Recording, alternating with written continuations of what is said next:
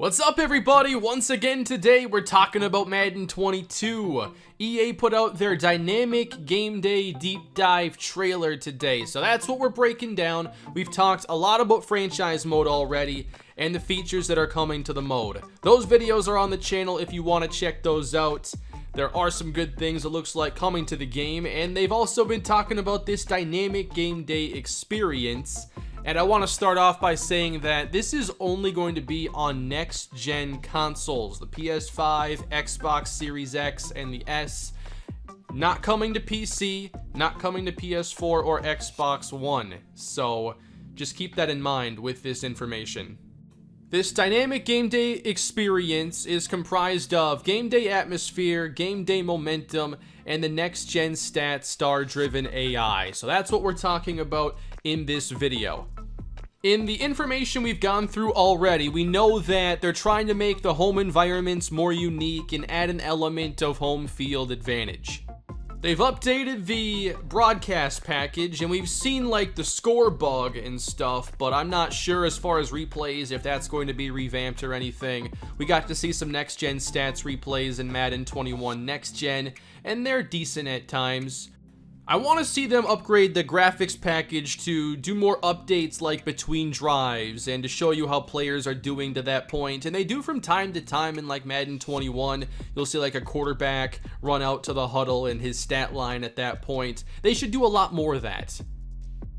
There are going to be super fans in the game on Madden 21 Next Gen. They do cut to the crowd quite often, and it looks like now they've taken that a step further. That'll include some new crowd animations and momentum-driven sideline reactions, along with new celebrations. I just wonder how many animations they're going to be adding for the crowds and these momentum-driven reactions. Is there going to be enough for it to feel fresh, or will it get repetitive pretty quickly? I'm really interested in what they're doing this year with momentum and home field advantage. So now above the scoreboard, there is a new part of the interface showing the momentum. As your momentum goes up, there are different boosts that you can earn, whether you're the road team or the home team. And the home team has an additional what they call MFactor to help with that home field advantage. Some of these home field effects include the visiting team having issues hearing the play call and making audibles, hot routes at the line, and that stuff all makes sense to me, and I can easily see how that would play out. You try to audible based on the look the defense is giving you, but if your players can't hear and you can't get the audible through, you have to decide, do you stick with the play or do you burn a timeout, which happens all the time in the NFL. Each team is going to have their own M factor that's specific to them. Outside of the Jets and Giants that share a stadium and they share turf war here, and the Chargers still have their own despite playing in the same stadium as the Rams, but maybe it'll function the same. So in the case of Philadelphia, theirs is linked in, which is an effect of while winning, home gains more momentum and away gains less. Doesn't sound like the most interesting M factor. I think in one of the previous articles or videos they mentioned the Vikings' skull ability will give them like a red zone boost, and that's a bit more specific. I noticed here it also shows bogged down, which doesn't have the same icon as anything on the momentum meter at the top of the screen, but this bogged down M factor says that players run slightly slower than normal. And now this gets into, are all these M factors going to be ones that make sense and add to the gameplay? Having players speed drop, I'm not sure if I like abilities like that. This reminds me of when X factors came in, and there were some that I was a fan of, and then others where I really didn't like them at all, like Aaron Rodgers' gambler ability. Some of them just seemed like they were a little too video gamey and weren't accomplishing much for the experience I'm looking for, which is obviously simulation franchise. So we have M factors and then game day factors as well. Here's the bogged down alongside well rested. Players fatigue slower than normal. So now I'm wondering if these are based on your weekly game planning and you're practicing. In that case, I could understand like bogged down making sense. Maybe your players are just too tired from the week and you're paying the price for having full padded practices in the middle of October or something. So that to me would actually make sense if that's how it works. Here's a more in-depth look at the momentum meter, and again, Philly being the home team has that additional M factor, but both teams have the chance to earn adrenaline and check down. Adrenaline, home team has infinite stamina during plays. And check down, the opposing team will have trouble seeing non-check down receivers. I'm not sure exactly how they are implementing that, but now I'm wondering how many M factors are there. When you get into a game, is it just random which two that you can earn? How does this all work? These screenshots from the trailer at the top will show different icons. I'm not sure what they all mean, but there are going to be a fair amount of M factors, it appears. The Motor City ability for the Lions will make them accelerate slightly faster. In this matchup, we have Rattled O-Line and Nerves. And it's kind of looking like the M factors that are possible are going to be the same for both teams.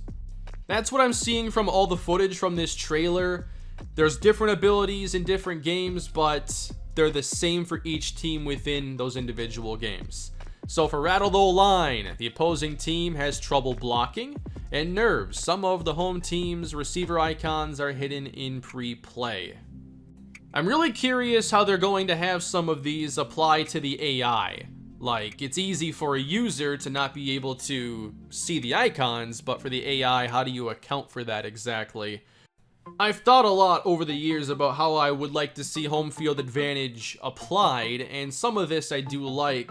I also just think like you could have something in the momentum meter for the home team being able to basically drop everybody on the away team's awareness. If they have the momentum, the building's rocking, I could see that being a reasonable effect that's not available to the road team.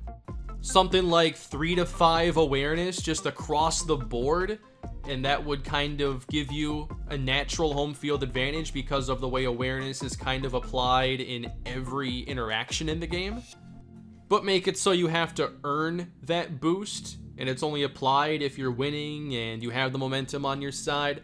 That's what makes sense to me. I'm interested in how they end up iterating on this momentum system, but I'm glad to see it in the game. I certainly wasn't expecting it this year. A couple more of the effects, they have basically ice the kicker, staying active, which I think this should just be the default kicking for all pro and all Madden. I've wanted kicking to be tougher for a long time. And let me reiterate, I've said this before, if you could just go to 2K and take that like true percentage shooting and apply that to kickers in Madden, I'd never kick a field goal again. I love that feature. If you could choose to have it automated just based on kicking tendencies, abilities at various distances in certain environments, I'd love that. Vikings stressful kicking experience in Madden. Of course, in Seattle, you have the 12th man, so that's where you're going to have this shaky play art, very similar to what was in NCAA 14. More M factors here. That's going to be distorted on 3rd and 4th downs. Unstoppable. Home team players cannot be knocked out of the zone. And then Nerves are going to take away some of those receiver icons. We have Chicago, the Windy City. Windy conditions make kicking a field goal even more difficult. And in Denver, with that mile-high altitude, stamina reserves for visiting teams. That'll be interesting to see how it plays in Denver. That's one of the first things I'll want to test, is playing on the road against the Broncos, where they are amazing in the month of September. They've also already mentioned that kicks and throws are supposed to be flying further in that altitude as well. The rest of the trailer focused more on the next-gen stats and the star-driven AI. I don't exactly understand how all of this is going to be affected, but this AI should be affecting quarterback decision-making under pressure, passing aggressiveness, passing success on the run. These are all tendencies, and we're not used to like stuff like this changing a lot in Madden, so it'll be interesting to see how exactly this works and if it's going to match the hype here, because it would be great if they could update these tendencies, and I imagine it's going to be part of like what's happening with roster updates, But what's more interesting is obviously when you're in franchise mode. Now, in this trailer, they talk about being able to update tendencies based on what's happening in real life, and all that makes sense because of all the next-gen data and how easy that's going to be to compare and make adjustments to. But here's an exact quote from the trailer when talking about these tendencies. In Play Now and Franchise, these tendencies will evolve all season long as team stats change, either in the real world or within your franchise sim. So, to me, what this is suggesting is tendencies for teams in your franchise should be changing based on their behaviors.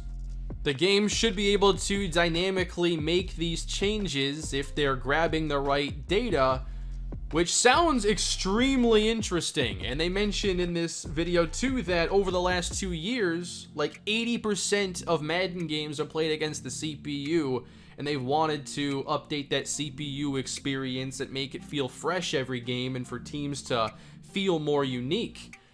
Playing against the Ravens, I think, already is unique because of their playbook, and they run the football significantly more than other teams, and there are different teams in my franchise with the Texans that I've noticed play a certain way, and I like that they do feel more unique. But if this is suggesting that teams can be more adaptable and adjust their tendencies, that would be incredible. It would add a lot of depth to the mode. So I want to know exactly how far they're able to go with this right now. I imagine as technology continues to advance, they can grab more data in-game and make the AI more fleshed out. I'm not expecting this to be super deep. Like, if a team drafts a star receiver and they're hitting a lot of big plays to become more of a vertical offense or something, like, I'm not even expecting it to go that far. So, I'm not really setting expectations for this. What they say sounds cool, but it's a wait and see for me.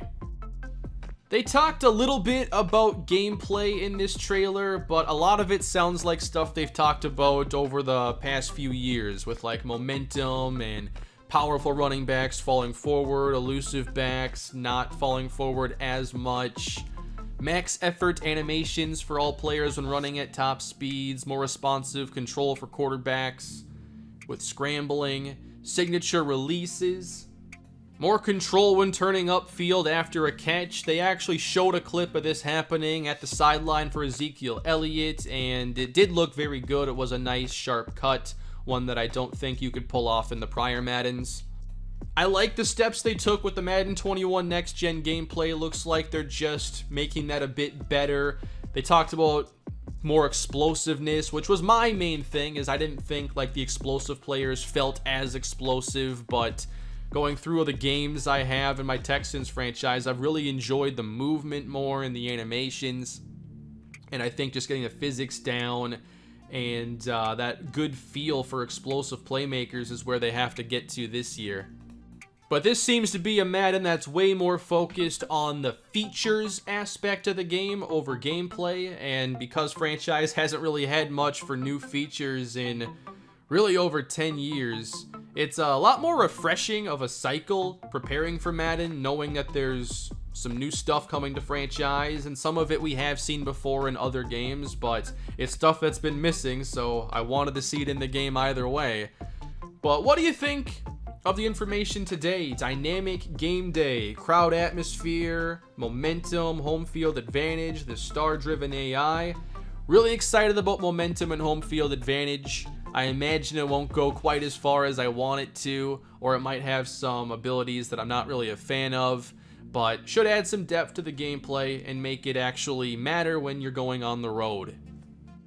That's it for me today, everybody. If they have more information, I'll definitely be talking about it. Still waiting on the details regarding scouting in franchise mode, but we'll see when we get that. Leave your thoughts down below in the comment section. Please leave a like if you enjoyed the video. Subscribe if you want more Madden content, and have a great day, everybody.